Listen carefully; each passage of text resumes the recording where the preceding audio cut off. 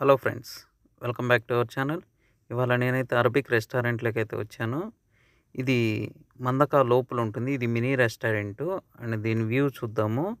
ఇదైతే దీని లోపల లుక్కు. ఇది మినీ రెస్టారెంటు అండ్ ఇది ఈజిప్ట్ వాళ్ళది. ఇక్కడ మొత్తం అన్ని అరబిక్ రెసిపీస్ ఉంటాయి. అండ్ ఇవైతే అరబిక్ రెసిపీసు చూడండి, దగ్గర నుంచి చూపిస్తాను ఇంగా. ఇవి మొత్తము అరబిక్ రెసిపీసు. ఇవి చాలా బావుంటాయి.